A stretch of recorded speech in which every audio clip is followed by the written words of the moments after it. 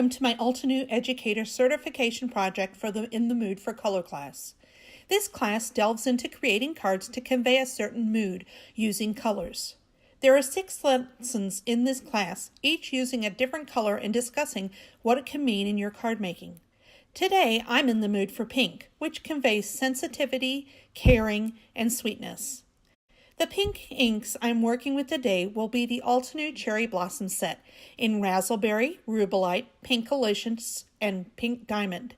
And I'll use the olive and bamboo from the Altenew Tropical Forest collection as an accent color for these beautiful layered carnations from the same named Build-A-Flower bundle.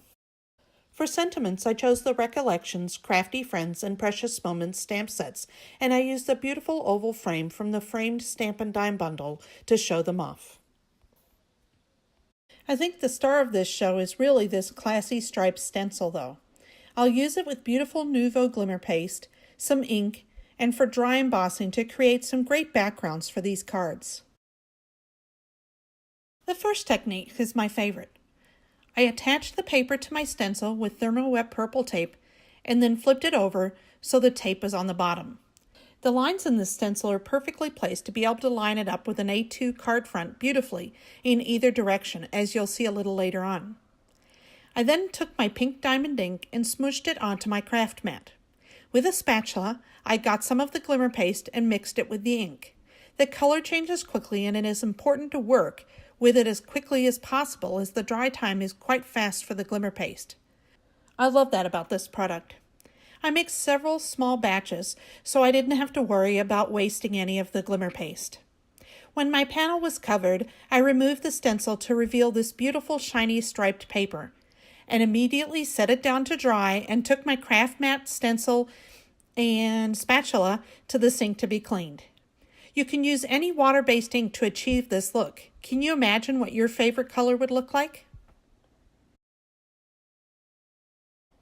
While my glitter stripes were drying, I took my clean stencil and again attached it to some cardstock with the purple tape, so the lines were going horizontally.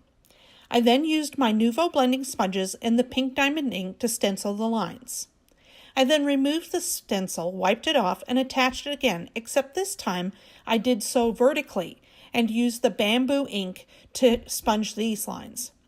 When the stencil is removed, this super cute dual color check background is revealed. My final technique with this stencil is to dry emboss it using my Gemini Junior die cutting machine. The sandwich is layered from bottom to top as follows: cutting plate, plastic shim, metal shim, magnetic shim, stencil, cardstock, embossing pad, and cutting plate. Be sure to secure the stencil on your cardstock with some purple tape or other low-tack tape to make sure you don't have any movement when you run it through the machine. I ran it through the machine once and got this great striped background, which lines up perfectly with the stripes on my frames. I also wanted another background for one of the cards and chose to use my scoreboard and Teflon bone folder to create a checked pattern by scoring directly on the front of the card base. First one way and then the other, scoring every 1/4 inch. This is a great background for my checked print. The next step was to stamp some flowers and leaf. I used all of the cherry blossom inks from the lightest on the solid stamp to the darkest on the smallest image of the flower, and then stamped the solid leaves in bamboo and the detail in olive.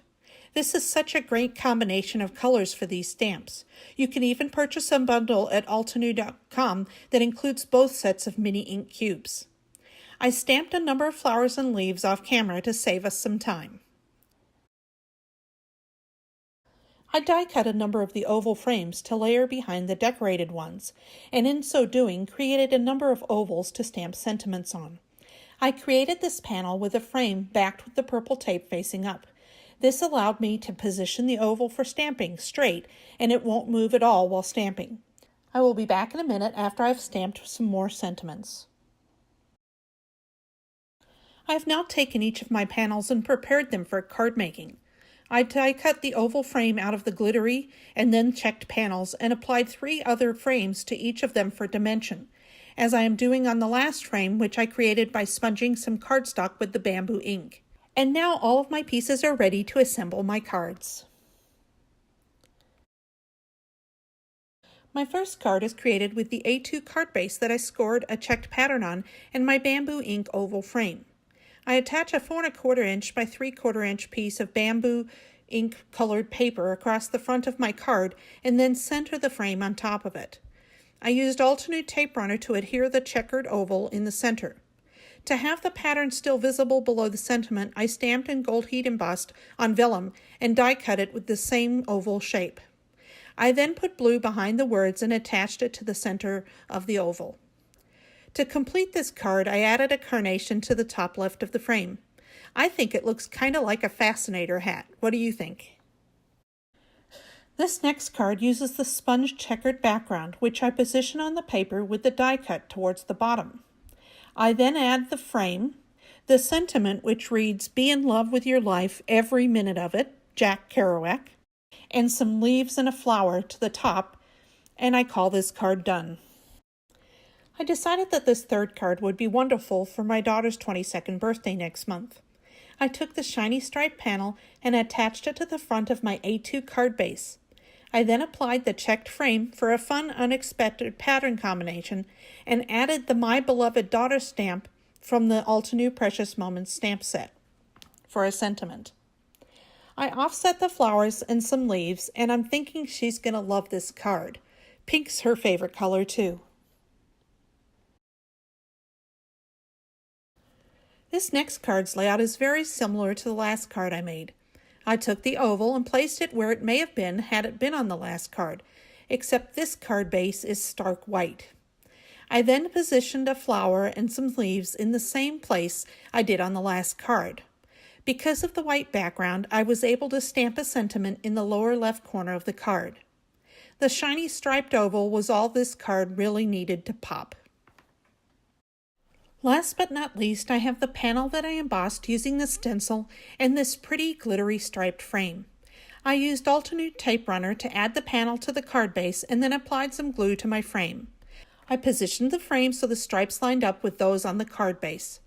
I added the oval stamped with the sentiment "You Inspire Me" and a few of the flowers from the Crafty Friends stamp set. And there you have it, one stencil used in 3 different ways on 5 cards. I hope you are inspired to play with your stencils, that beautiful glimmer paste, and your inks to create your own pretty pink cards. For more information, please visit my blog at www.perkypennypapers.com and follow my Instagram at perkypennypapers. If you enjoyed this video, please like it and share it, and subscribe to my channel to see when new videos are uploaded. A list of supplies is available in the description of this video. Thank you so much for spending your time with me today.